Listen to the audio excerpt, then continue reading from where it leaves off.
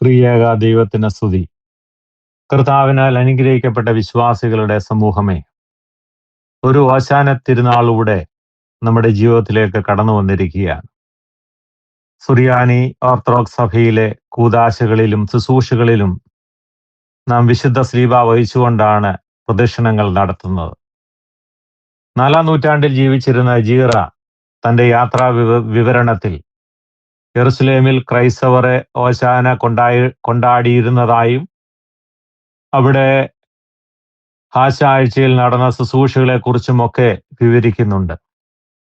സുറിയാനി ദൈവശാസ്ത്രത്തിൽ വിശുദ്ധ സ്ലീബ എന്നത് കർത്താവിന്റെ രക്ഷാകരമായ പദ്ധതിയുടെ ഭാഗമായ ഒരു ഉപകരണമായിട്ടല്ല കാണുന്നത്, മറിച്ച് സ്ലീബ മശിഹായുടെ ശക്തിയും ദൈവത്തിന്റെ ജ്ഞാനവുമാകുന്നുവെന്നാണ് പറയുന്നത്.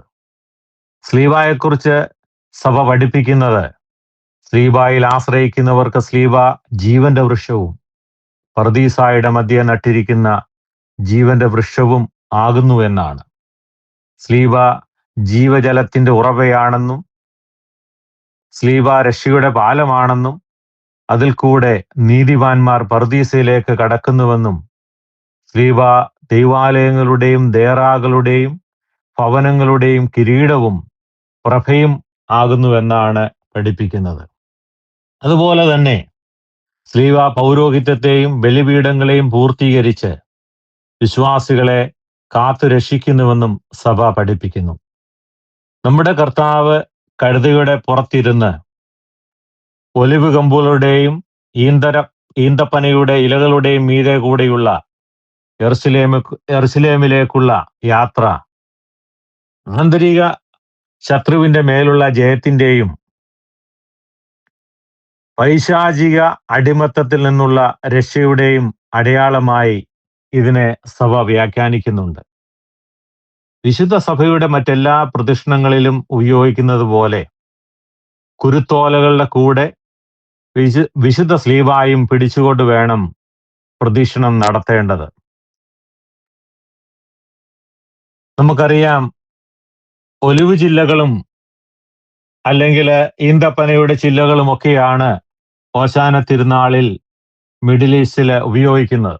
എന്നാൽ നമ്മുടെ മലങ്കരയിലെ സാഹചര്യത്തിൽ നമ്മൾ കുരുത്തോലകളാണ് ഉപയോഗിക്കുന്നത്. ഇത് രാജ്യത്വത്തെയും അതുപോലെ വിജയത്തെയും സൂചിപ്പിക്കുമ്പോൾ തന്നെ വിശുദ്ധ സ്ലീബ കഷ്ടപ്പാടിനെയും അഥവാ പീഡാനുഭവത്തെയും മോചനത്തെയും അല്ലെങ്കിൽ സ്വാതന്ത്ര്യത്തെയും പ്രതീകപ്പെടുത്തുകയാണ്. അപ്പൊ വിശുദ്ധ സ്ലീബായുടെ കൂടെ കുരുത്തോലകൾ പിടിച്ച് ഈ പ്രദക്ഷിണം നടത്തുമ്പോൾ കർത്താവിന്റെ ജെറുസലേമിലേക്കുള്ള യാത്ര ഭൗമിക തലത്തിലുള്ള ഒരു ഭരണമാറ്റത്തിന്റെ തുടക്കമായിട്ടല്ല, മറിച്ച് ആത്മീയമായി നമ്മെ പൈശാചികമായ അടിമത്തത്തിൽ നിന്ന് രക്ഷിച്ച് സ്വാതന്ത്ര്യപ്പെടുത്തുന്നതിനുള്ള കഷ്ടാനുഭവത്തിന്റെ തുടക്കവുമായി ബന്ധപ്പെടുത്തിയിരിക്കുകയാണ്, അല്ലെങ്കിൽ അങ്ങനെ ബന്ധിക്കുകയാണ്.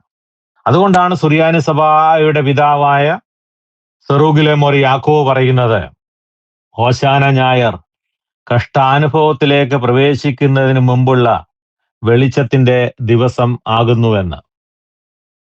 വിശുദ്ധ സ്ലീബായുടെ കൂടെ കുരുത്തോലകളും കൂട്ടിപ്പിടിച്ച് പ്രദക്ഷിണം നടത്തുന്ന രീതിയാണ് ഏറ്റവും അഭികാമ്യമായിട്ടുള്ളതും നമ്മുടെ സഭയുടെ പിതാക്കന്മാർ അനുഷ്ഠിച്ച് പോന്നതുമായ പാരമ്പര്യവും.